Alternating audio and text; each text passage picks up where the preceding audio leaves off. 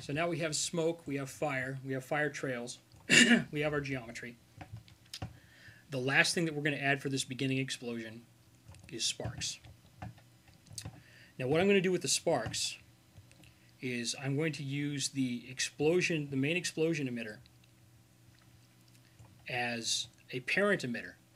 And I'm going to parent another emitter to this, a child emitter, that will emit more particles based on the direction and the number of the main particles. So again, I've already got this built equally well, I think, with sparks.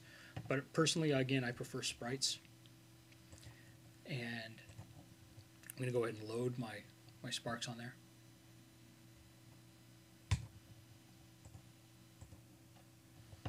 And the sparks are very small. You notice in the case of the sparks, I don't have any gradient on my particle size. They're just 35 millimeters all the way through.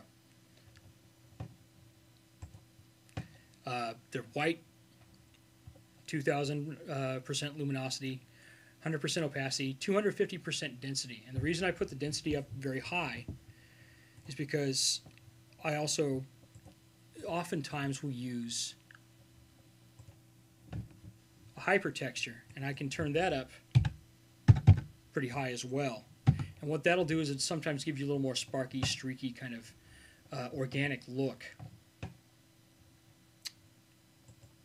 But in this case, we're just going to go ahead and keep that at simple white sparks. And in and of themselves, they're not anything that's really cool, but when added to all of the other pieces for certain other final additions, one of the things that we do in when we do a post-process or a compositing on these objects is we take a lot of those elements, we add glow to them. And we're going to simulate that glow by using, in this case, bloom. In the image processing panel under Add Image Filter, we're using bloom. I've got my threshold set at 65.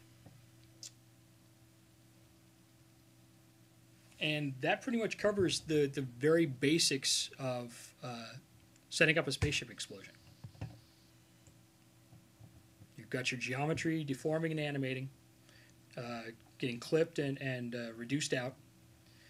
You have your main smoke explosion, which has luminosity values and texture values to give it that sort of puffy look. You've got the fire, and then you have the smaller fire trails, and then you have the child emitter sparks that add a little more tooth to the explosion. And those are some very basic elements. These are not end-all be-all by any means, but as far as just a basic setup, that's a way to go.